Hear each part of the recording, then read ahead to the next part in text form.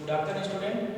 पिछले लेक्चर में हम लोग चैप्टर नंबर 4 दाब का मापन मेजरमेंट ऑफ प्रेशर के बारे में हम लोग स्टडी कर रहे थे। तो उसमें हम लोग पिछले लेक्चर में सिंपल मैनोमीटर के बारे में पढ़ रहे थे, ठीक है। तो उसी में उसके आगे के जो भी मैनोमीटर्स बचे हैं, जो भी टॉपिक्स बचे हैं, उसको हम लोग आज के लेक्चर में कवर करेंगे। तो आज का जो हमारा टॉपिक है वो है सेंसिटिव मैनोमीटर। क्या है? सेंसिटिव मैनोमीटर यानी सुग्राही द्रव दाब मापी। सुग्राही द्रव दाब मापी यानी सेंसिटिव मैनोमीटर।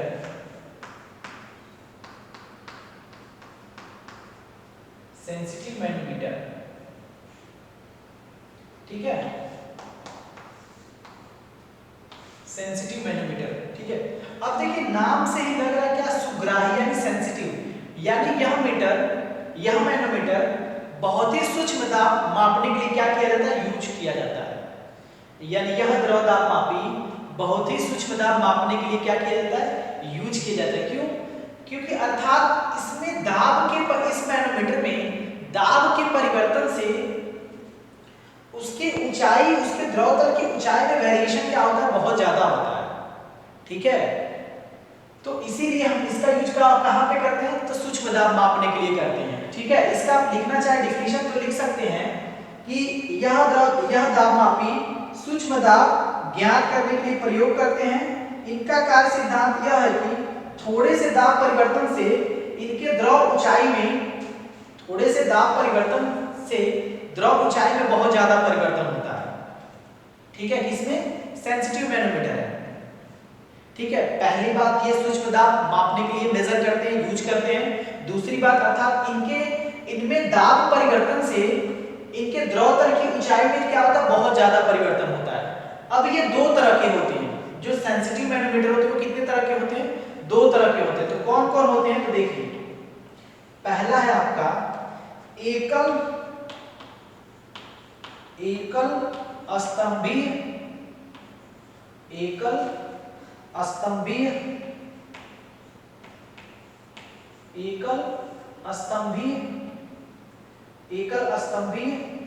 सूक्ष्मग्राही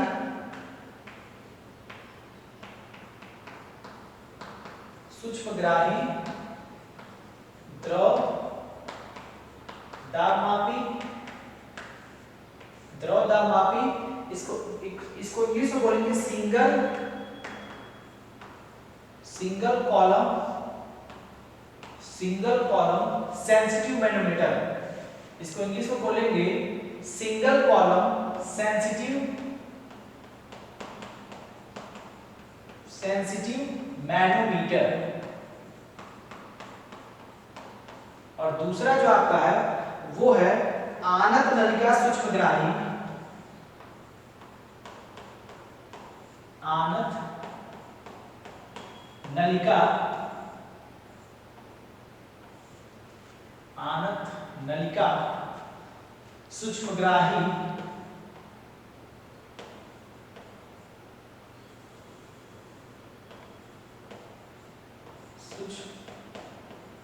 सूक्ष्मग्राही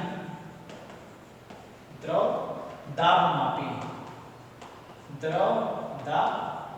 मापी। इसको इंग्लिश में बोलेंगे इंक्लाइंड ट्यूब सेंसिटिव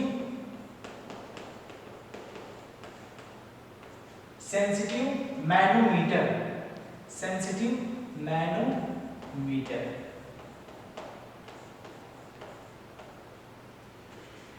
ठीक है। तो सेंसिटिव मैनोमीटर जो होते हैं वो दो तरीके के होते हैं। पहला हमारा होता है, या इसको कह सकते हैं निम्न दो तरीके से क्लासिफाई कर सकते हैं। पहला होता है आपका एकल स्तंभीय सूक्ष्म द्रव दाब मापी, इसे इंग्लिश में बोलते हैं सिंगल कॉलम सेंसिटिव मैनोमीटर। और दूसरा आपका है आनत नलिका सूक्ष्मग्राही द्रव दाब मापी यानी इंक्लाइन ट्यूब सेंसिटिव मैनोमीटर। अब एक एक करके दोनों में एक एक करके देखते हैं कि क्या होता है। तो पहला देखते हैं हम सिंगल कॉलम सेंसिटिव मैनोमीटर, ठीक है।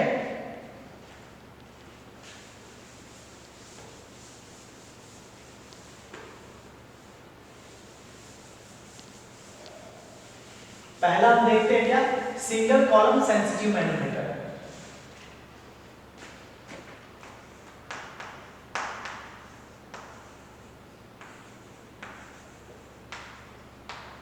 सिंगल कॉलम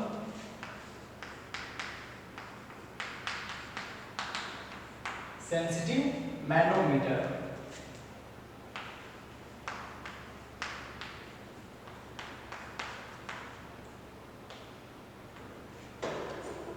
ठीक है, तो पहला क्या है, सिंगल कॉलम सेंसिटिव मैनोमीटर। अब क्या होता है सिंगल कॉलम सेंसिटिव मैनोमीटर, तो आइए इसके बारे में हम देखते हैं कि क्या होता है सिंगल कॉलम सेंसिटिव मैनोमीटर।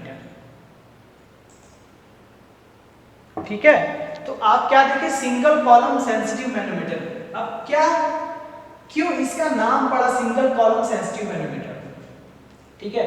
तो पहली बात, ये जो मैनोमीटर है वो यूट्यूब मैनोमीटर का सुधरा हुआ रूप है। आपको पीछे पढ़ चुके हैं यूट्यूब मैनोमीटर क्या होता है। तो यह जो मैनोमीटर, कौन सा manometer, single column sensitive manometer, यह मैनोमीटर यूट्यूब मैनोमीटर का क्या है, सुधरा हुआ रूप है, ठीक है। अब इसमें क्या होता है, इसमें एक भुजा के काट का जो क्षेत्रफल होता है वो दूसरी भुजा की अपेक्षाकृत 100 गुना अधिक होता है या 100 गुना होता है, ठीक है। यानी सिंगल कॉलम सेंसिटिव मैनोमीटर क्या होता है, यूट्यूब मैनोमीटर का सुधरा हुआ रूप है।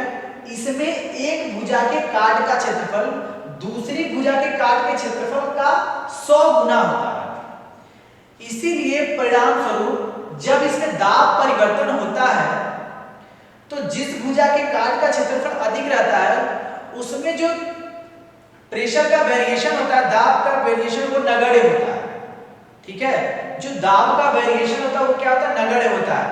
और जिस भुजा के काट का क्षेत्रफल कम होता है, जब उसमें वेरिएशन देखते हैं, उसमें परिवर्तन देखते हैं, तो अधिक काट वाले क्षेत्रफल की अपेक्षा इसमें क्या होता है, ज्यादा वेरिएशन होता है। कम काट वाले भुजा के क्षेत्रफल में क्या होता है, वेरिएशन ज्यादा होता है। इसीलिए जब भी हमको प्रेशर मेजर करना होता है तो हम क्या करते हैं, जिस भुजा के काट का क्षेत्रफल कम होता है, जिसमें वेरिएशन, जिसमें दाब का वेरिएशन क्या होता है, ज्यादा होता है, उसी को हम लेके क्या करते हैं, कैलकुलेट करके हम क्या करते हैं, प्रेशर फाइंड आउट कर लेते हैं। इसीलिए इसका नाम पड़ गया सिंगल कॉलम मैनोमीटर। क्यों, क्योंकि इसमें जो परिणाम से जो दाब का परिवर्तन हो रहा है वो अधिक काट क्षेत्रफल वाले भुजा में क्या हो रहा है, कम परिवर्तन हो रहा है। उसके अपेक्षा जिस भुजा के काट का क्षेत्रफल कम है उसमें क्या होता है, परिवर्तन ज्यादा हो रहा है। इसीलिए जब हम प्रेशर फाइंड आउट करने की बात करेंगे तो जिसमें दाब की वजह से वेरिएशन ज्यादा हुआ होगा उसी भुजा के क्या करेंगे, कैलकुलेट करेंगे, उसी सिंगल भुजा को क्या करेंगे, कैलकुलेट करेंगे। इसीलिए इसका नाम पड़ गया सिंगल कॉलम सेंसिटिव मैनोमीटर, ठीक है। तो अभी आप समझ जाएंगे, हम आपको फिगर बना रहे थे।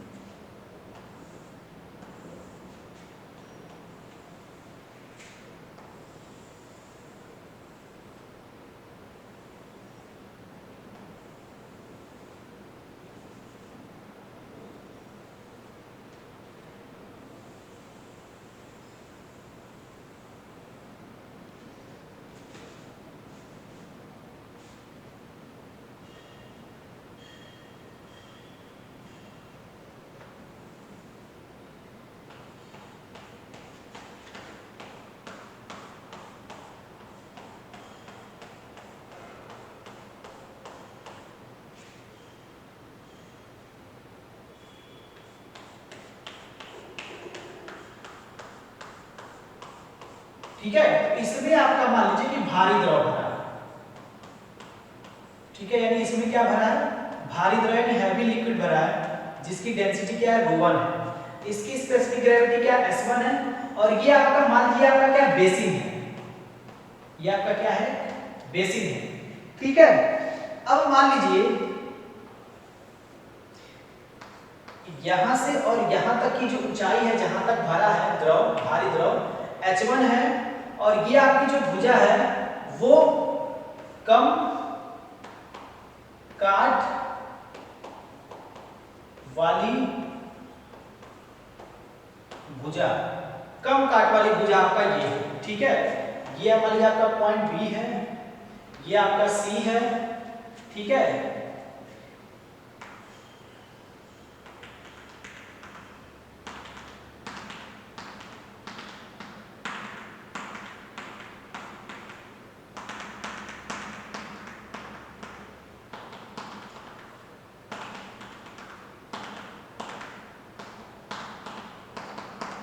ठीक है, और यहां से लेके यहां तक की जो आपकी ऊंचाई है वो मान लीजिए आपका ऊंचाई क्या है, h2 है, और यहाँ पे आपका पॉइंट मान लीजिए क्या है, a है, ठीक है। और इसकी जो डेंसिटी है वो है ρ2, इसकी जो डेंसिटी वो है ρ2, और इसमें जो भरा है वो हल्का द्रव भरा है। कैसा भरा है, हल्का द्रव भरा है, जिसकी डेंसिटी क्या है, ρ1, ठीक है। तो सिंगल कॉलम सेंसिटिव मैनोमीटर ये आपका है। इसमें आप देखिए मैंने बताया है आपको कि ये जो मैनोमीटर है वो U2 मैनोमीटर का सुधरा हुआ रूप है। इसमें क्या होता है, इसमें एक भुजा के काट का क्षेत्रफल दूसरी भुजा के कंपैरिजन में क्या होता है, 100 गुना ज्यादा होता है। इसीलिए परिणाम स्वरूप जब दाब परिवर्तन होता है तो इसके जिस भुजा की लंबाई क्या है, जिस भुजा का काट क्षेत्रफल ज्यादा है, उसमें द्रव के तल में वेरिएशन क्या होता है, नगण्य होता है या बहुत कम होता है। लेकिन जिस भुजा के काट का क्षेत्रफल क्या होता है, कम होता है, उसके द्रव के तल में जो वेरिएशन होता है वो क्या होता है, ज्यादा होता है, ठीक है, किसके अपेक्षा, अधिक काट वाले क्षेत्रफल की अपेक्षा, ठीक है। तो एक तरह से देखा तो ये कम काट वाला है, तो इसके द्रव तल में परिवर्तन क्या होगा, ज्यादा होगा, लेकिन इसके द्रव के तल के परिवर्तन में क्या होगा, ज्यादा नहीं होगा, क्या होगा, कम होगा, ठीक है। तो इसीलिए जब हम प्रेशर फाइंड आउट करते हैं, जब हम दाब फाइंड आउट करते हैं, तो जिस भुजा के द्रव तल में परिवर्तन नगण्य होता है या बहुत कम होता है, उसको क्या करते हैं, हम निगलेक्ट कर देते हैं, छोड़ देते हैं, और जिस भुजा में के द्रव तल में वेरिएशन क्या होता है, ज्यादा होता है, उसी को हम लेके क्या करते हैं, प्रेशर को क्या करते हैं, फाइंड आउट करते हैं, उसी भुजा को हम क्या करते हैं, कंसीडर करते हैं, ठीक है। तो दो भुजा यहाँ पे कंसीडर कर रहे हैं, एक भुजा को इनको छोड़ रहे हैं, इसीलिए इसका नाम पड़ गया सिंगल कॉलम, क्योंकि सिर्फ सिंगल कॉलम को हम क्या कर रहे हैं, ध्यान पे रख के हम क्या कर रहे हैं, प्रेशर फाइंड आउट कर रहे हैं। क्यों, क्योंकि दूसरे वाले कॉलम में जो द्रव के तल का वेरिएशन है वो नगण्य हो रहा है, इसलिए उसको छोड़ दे रहा है, तो इसीलिए इसका नाम पड़ गया सिंगल कॉलम सेंसिटिव मैनोमीटर। तो ये आपका हो गया सिंगल कॉलम सेंसिटिव मैनोमीटर, ठीक है, ये क्या हो गया आपका सिंगल कॉलम सेंसिटिव मैनोमीटर।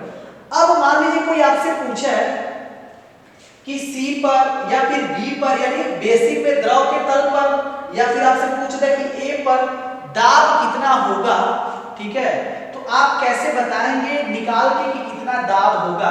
तो चलिए हम आपको बता देते हैं कैसे निकालेंगे।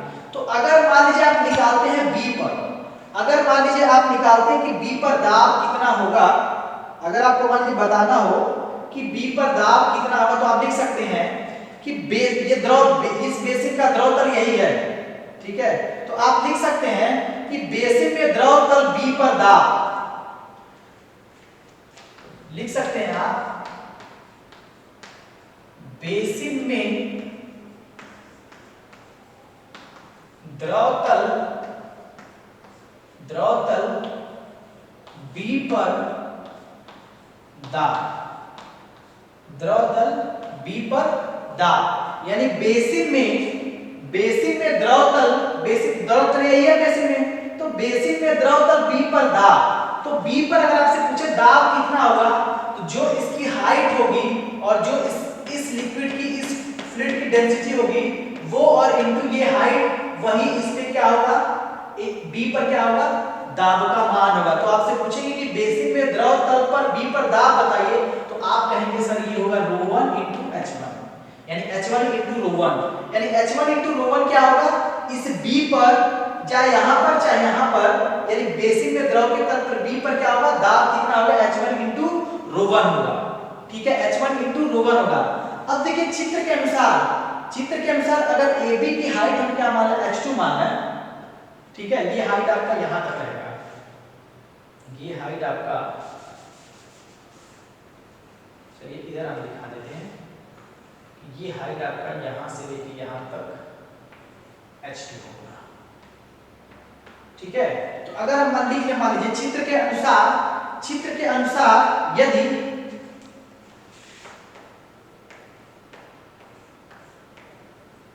चित्र के अनुसार यदि AB बराबर H2, चित्र के अनुसार यदि AB बराबर क्या, H2, तथा पाइप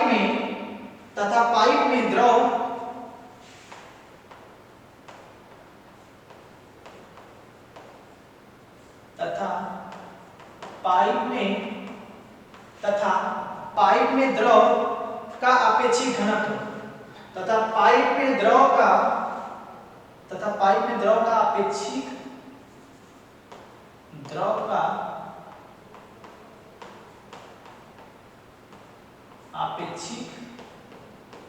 घनत्व कितना, मान लीजिए ρ2, क्योंकि इसका घनत्व क्या है, ρ2 है। ठीक है, ये यहाँ पे हम ठीक है, तथा चित्र के अनुसार AB बराबर H2 तथा पाइप में द्रव का अपेक्षित घनत्व, इस पाइप में द्रव का जो अपेक्षित घनत्व वो कितना है, ρ2 है। ठीक है, तो पात्र में A पर दाब, तो पात्र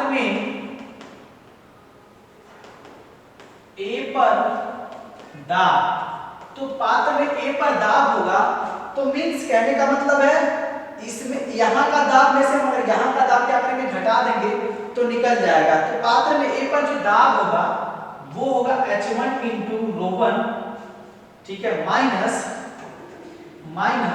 H1 into rho one minus H2 into rho two, क्या होगा, तो पात्र में A पर जो दाब होगा H1 into rho one minus H2 into rho two. कैसे, B पर दाब माइनस A पर दाब, जब A पर दाब निकालेंगे तो B का दाब minus H2 into rho to कर देंगे, और B पर दाब कितना निकला है, H1 इंटू रो वन। ठीक है, B पर दाब कितना निकला है, H1 इंटू रो वन, और हमको A पर दाब निकालना, तो A पर दाब बराबर जाएगा B पर दाब minus H2 into rho two, और B पर दाब निकला H1 इंटू रो वन, और ये हो जाएगा minus H2 into rho to हो जाएगा। ठीक है, अब मान लीजिए, तो इस तरह से आप B पर और A पर दाब निकाल सकते हैं। अब कोई आपसे पूछे कि C पर दाब कितना होगा, कोई आपसे पूछता है कि C पर दाब कितना होगा, तो आप कहेंगे कि सर C पर वायुमंडलीय दाब लग रहा है, यहां से ऊपर क्या कुछ है ही नहीं, खुला है, यानी वायुमंडलीय दाब लग रहा है यहाँ पे।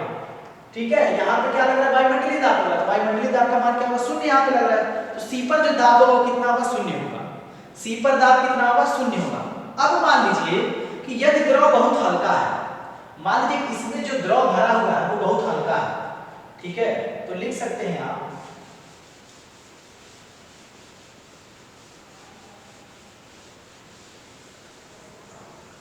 अब आप लिख सकते हैं यहाँ पे कि यदि द्रव बहुत हल्का हो, लिख सकते हैं यहाँ पे, यदि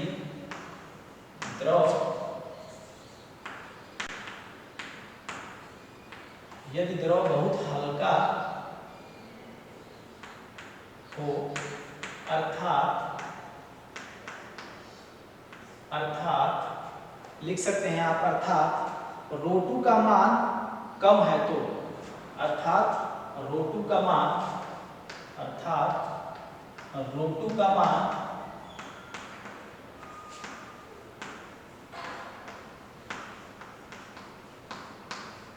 कम है तो, यदि द्रव बहुत हल्का है,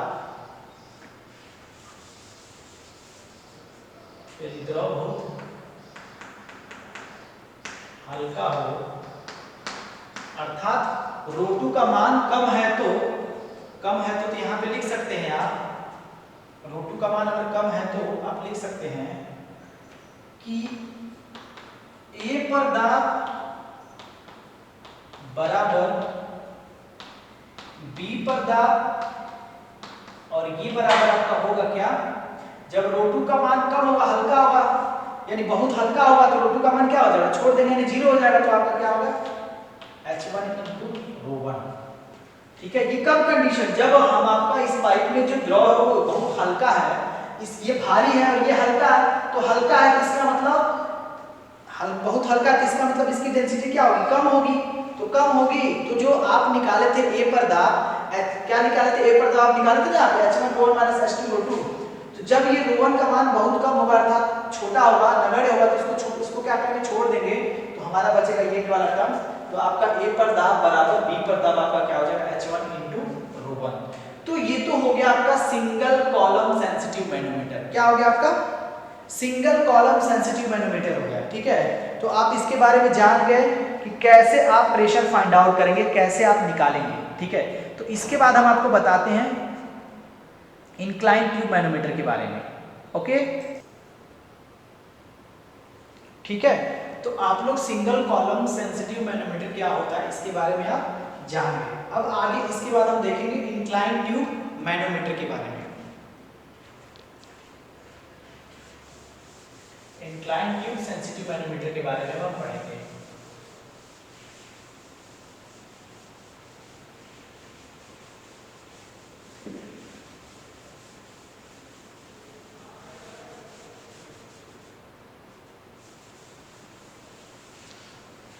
incline tube sensitive manometer,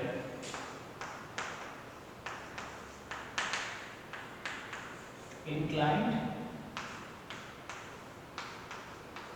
tube sensitive manometer के बारे में पढ़ेंगे। ठीक है, तो आप सिंगल कॉलम के बारे में पढ़ रहे हैं, अब इसमें इंक्लाइन के बारे में पढ़ेंगे।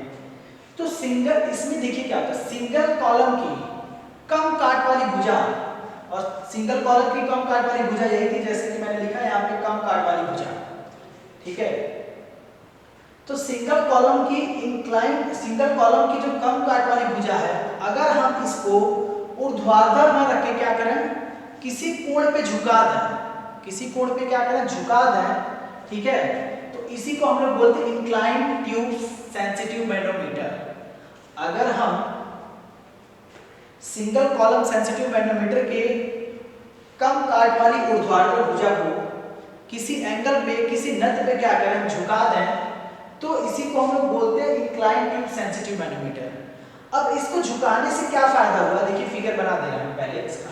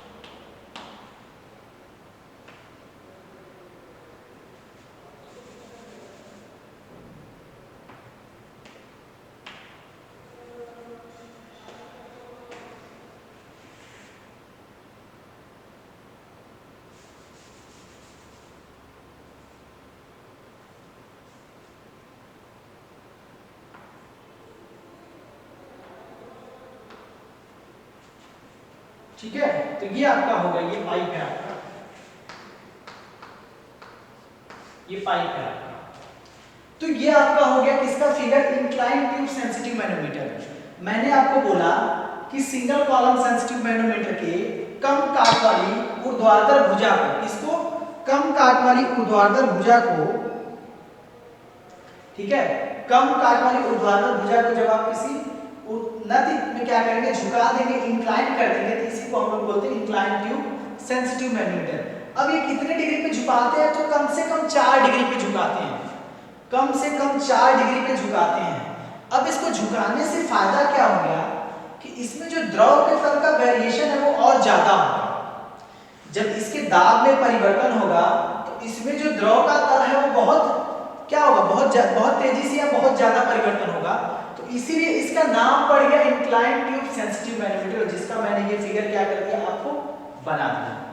ठीक है, ये आपका फिगर है इंक्लाइन ट्यूब सेंसिटिव मैनोमीटर।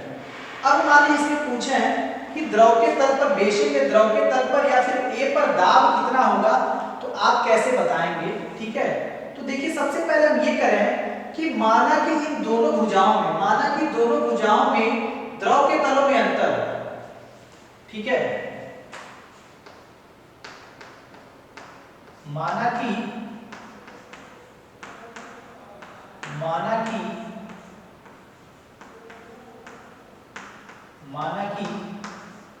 दोनों भुजाओं में,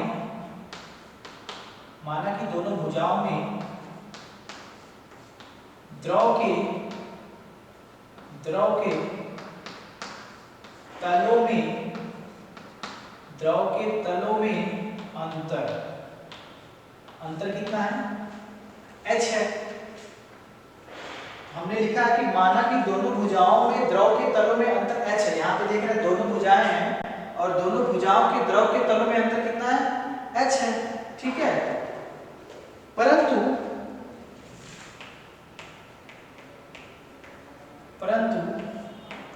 साइन थीटा बराबर क्या होगा? लंब बटे कर्ण होगा। तो अगर मान लीजिए इसकी लंबाई l है, ठीक है, इस भुजा की लंबाई l है, तो साइन थीटा बराबर क्या होगा? h/l। तो आप यहां से लिख सकते हैं h बराबर l साइन थीटा हो सकता है, परंतु h बराबर l साइन थीटा क्या हो सकता है जैसा कि मैंने यहाँ पे निकाला है। अब निकालिए बेसिन में द्रव तल B पर दाब। अब निकालिए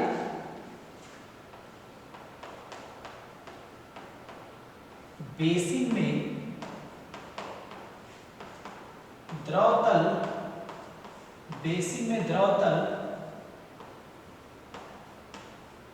B पर दाब, बेसिन में द्रव तल B पर दाब, और ये हो जाएगा इसकी हाइट, इसकी डेंसिटी इनटू ये h, ये हो जाएगा ρ1 गुणे h, और h बराबर भी आप निकालें क्या? l sin theta. तो आप लिख सकते हैं ρ1 गुणे l sin क्या हो जाएगा? l sin क्या हो जाएगा? थीटा। क्या हो जाएगा? ρ1 l sin थीटा।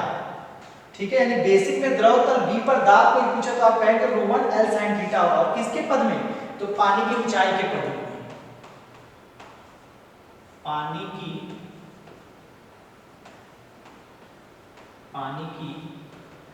ऊंचाई के पदों में, पानी की ऊंचाई के पदों में क्या होगा?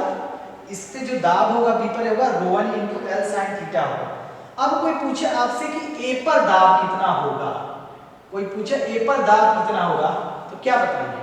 तो A पर दाब बराबर हो जाएगा B पर दाब minus ρ2 × h dash, minus ρ2 × h dash, ये ρ2 हो जाएगा, ρ1 नहीं होगा, ये क्या हो जाएगा? ρ2 हो जाएगा। ठीक है, ये क्या हो जाएगा? ρ2 होगा, ρ1 नहीं होगा।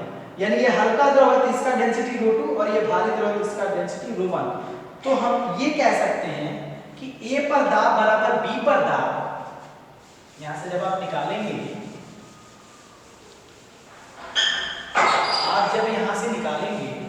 तो आप यहां पे लिख सकते हैं कि A पर दाब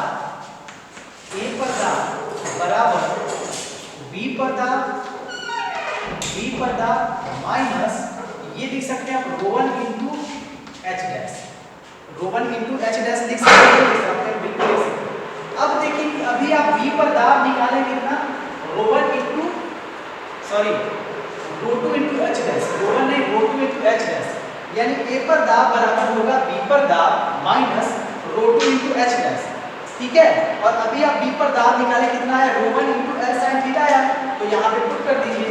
तो बी पर दाब हो जाएगा आपका ρ1 into L sine theta minus ρ2 into H है। तो ए पर दाब आपका कितना हो गया, ए पर दाब आपका कितना हो गया, तो ए पर दाब हो गया आपका ρ1 into L sine theta minus ρ2 into H dash. ठीक है। अब देखिए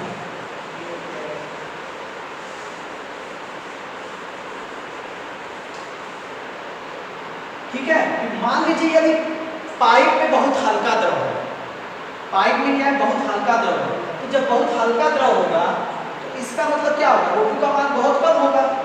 जब बहुत हल्का द्रव होगा तो ρ2 का मान कितना कम होगा, तो ये वाला टर्म्स क्या हो जाएगा, हट जाएगा। जब पाइप में बहुत हल्का क्या होगा, द्रव भरा होगा, तब हम आपसे पूछेंगे ए पर दाब कितना होगा, तो आप कहेंगे ρ1 इंटू एल साइन थीटा होगा। क्यों, क्योंकि ρ2 का मान बहुत कम होगा, तो क्या करेंगे, जब ये टर्म मल्टीप्लाई होगा ना कट होगा तो इसको हम छोड़ देंगे, आपका दाब आएगा कितना, ρ1 इंटू एल साइन थीटा। ठीक है। तो आप चाहें तो लिख सकते हैं यदि पाइप में द्रव बहुत हल्का है तो, यदि पाइप में द्रव बहुत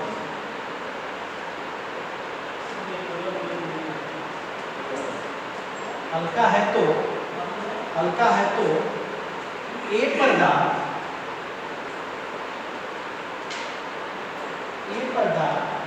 ए पर जितना दाब होगा उतना ही बी पर होगा, तो ए पर दाब बराबर बी पर दाब, और ये आपका हो जाएगा किसके बराबर, ρ1 इंटू एल साइन थीटा के बराबर। ठीक है। तो इस तरह से इंक्लाइन ट्यूब सेंसिटिव मैनोमीटर क्या होता है मैंने आपको बता दिया। यानी जब सिंगल कॉलम में कम काट वाले क्षेत्रफल की भुजा को हम क्या करेंगे, ऊर्ध्वाधर न रख के किसी कोण पे झुका देंगे, उसी को हम लोग बोलते हैं इंक्लाइन ट्यूब सेंसिटिव मैनोमीटर। ठीक है। और इसमें आप प्रेशर कैसे निकालेंगे, किस किस पॉइंट पे मैंने आपको बता दिया है। ठीक है। तो इस तरह से आपका सिंगल कॉलम और आपका इंक्लाइन ट्यूब मैनोमीटर और सिंगल कॉलम सेंसिटिव मैनोमीटर दोनों आपका टॉपिक क्या हो गया, फिनिश हो गया।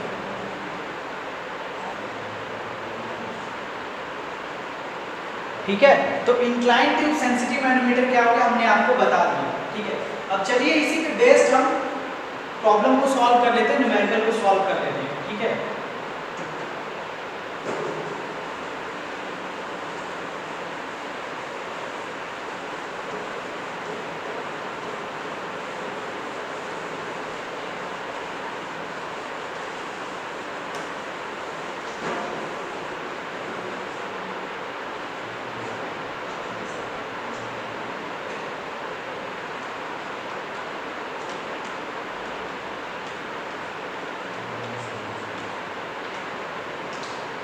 क्वेश्चन है, इस पे देखिए, ध्यान से देखिए। क्वेश्चन है कि किसी नट ट्यूब, क्वेश्चन ये है कि किसी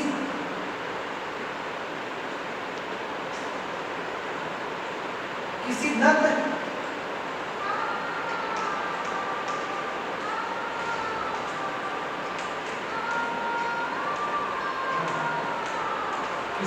ट्यूब द्रव दाब मापी की,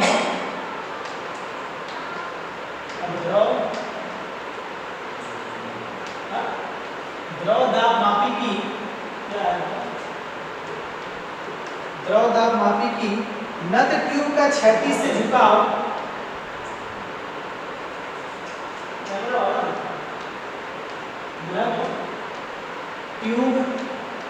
नट ट्यूब का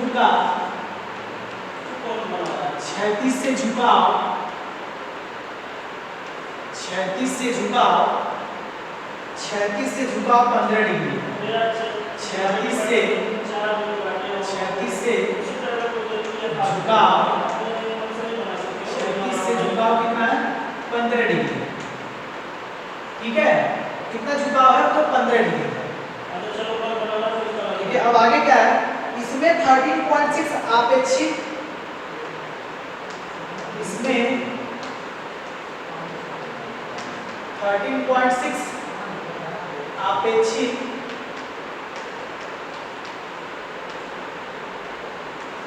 आपेक्षिक गुरुत्व वाला द्रव भरा, आपेक्षिक गुरुत्व वाला द्रव भरा, आपेक्षिक गुरुत्व वाला क्या भरा? द्रव भरा। अब कह रहा है एक पाइप में इसे प्रयोग किया जाता है, एक पाइप में इसे प्रयोग किया जाता है।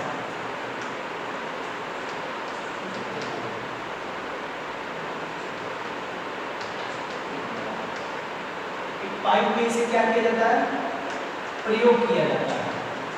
फिर कह रहा है यदि दाब मापी की नद ट्यूब में, यदि दाब मापी की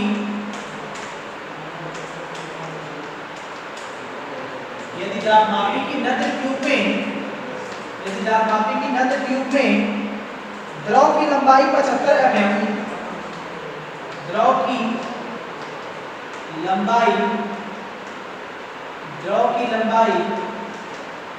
75 mm हो जाती है, 75 mm हो जाती है, तो बेसिन के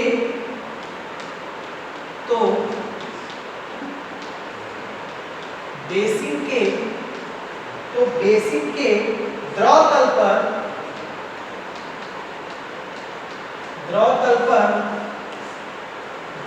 पर पाइप के द्रव द्वारा कितना दाब लगाया जाता है? पाइप के द्रव द्वारा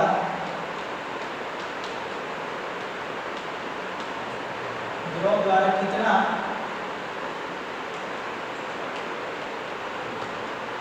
दाब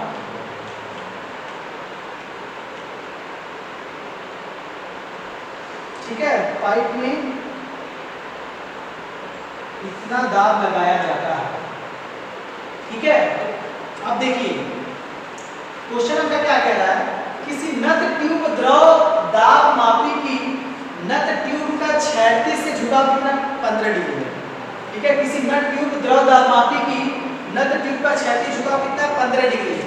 अब ये कितना डिग्री है? 15 डिग्री।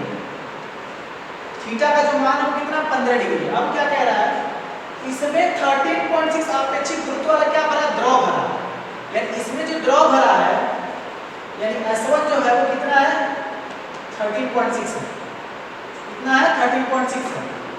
अब क्या कह रहा है, S1 कह लीजिए, फिर रोवन ही कह लीजिए, क्योंकि रोवन के टर्म में लगाया कि मैंने इसके रोवन है। ठीक है, तो इसमें 13.6 आपेक्षिक गुरुत्व वाला द्रव भरा है, एक पाइप में इसे प्रयोग किया जाता है, यदि दाब मापी की नत ट्यूब की लंबाई 75 mm, L कितना है? 75 mm है, तो बेसिन के द्रव तल पर पाइप के द्वारा कितना दाब लगाया जाएगा, इस पे टोटल प्रेशर कितना आ गया, प्रेशर इंटेंसिटी का मान कितना होगा वो पूछ रहा है हमसे। ठीक है, तो इसको देखिए कैसे सॉल्व करेंगे। सबसे पहले तो क्या क्या डाटा दिया वो नोट कर लीजिए। तो क्या क्या दिया है तो देखिए क्या क्या आपका दिया है। तो सबसे पहले आपका दिया है रो बराबर दिया है 13.6। ठीक है, रोवन कर लीजिए, रोवन कर लीजिए, फिर रो कर लीजिए, वो ही कर लीजिए, रो भी कर लीजिए। रो कितना दिया है? 13.6 दिया है। एल बराबर कितना दिया है? 75 दिया है। ठीक है, और क्या आपका दिया है? 75 में हो गया 15 डिग्री हो गई। थीटा बराबर कितना दिया है? 15 डिग्री। तो साइन 15 डिग्री का मान कितना होगा? क्योंकि साइन 15 डिग्री के मान की क्या पड़ेगा, आपको जरूरत पड़ेगा। ठीक है, तो साइन 15 डिग्री का मान आपका होगा 0.258। 0.258। ठीक है, और कोई डाटा दिया है? नहीं, इतना डाटा आपका दिया हुआ है, गिवन डाटा।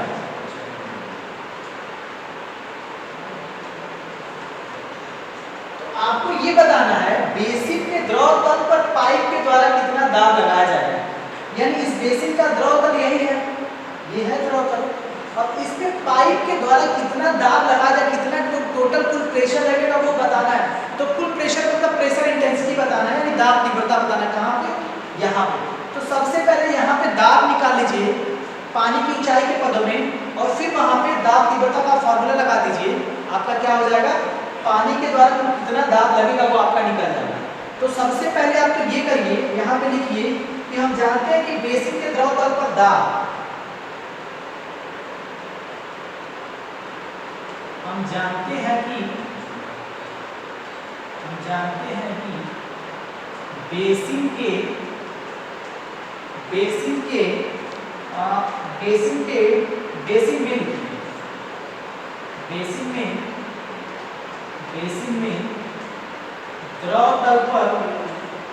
द्रव तल पर दाब, और ये द्रव तल पर दाब कितना हो जाएगा आपका? तो ये हो जाएगा ρ1 और ये हो जाएगा L sin थीटा। यही तो होगा। हम जानते हैं कि बेसिन में द्रव तल पर दाब अभी निकाले, पिछले में द्रव तल पर B पर दाब, तो आपका क्या आएगा? ρ1 × L sin थीटा लिखे थे। तो यहाँ पे हम रो मान ले रहे हैं डेंसिटी, यहाँ पे हम क्या मान ले रहे हैं? रो मान ले रहे हैं। ठीक है, तो रो का मान कितना दिया? 13.6 दिया है। रो का मान कितना दिया है? 13.6 दिया है। L का मान कितना दिया है?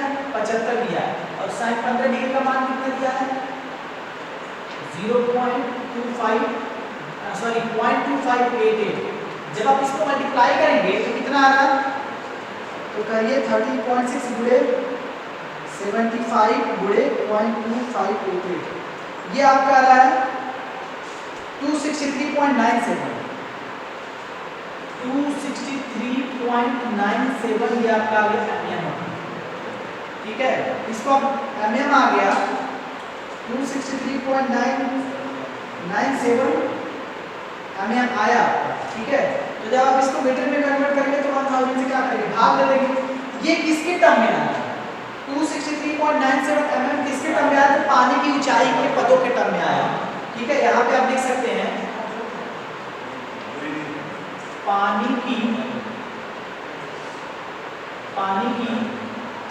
ऊंचाई के पदों में, पानी की ऊंचाई के पदों में ये जो 263.97 mm आया वो पानी की ऊंचाई के पदों में आया है। ठीक है, तो अब आप निकाल सकते हैं, अब यहाँ पे आप निकाल सकते हैं, अब आप यहाँ पे लिख सकते हैं बेसिन में द्रव तल पर दाब,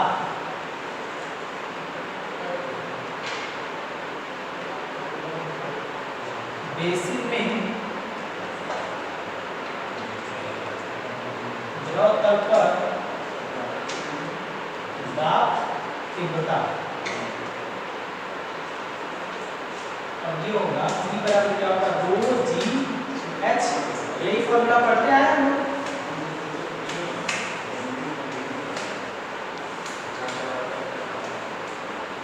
263.97 याद रखिएगा। अब देखिए, अब रो का मान कितना होता है? तो 1000।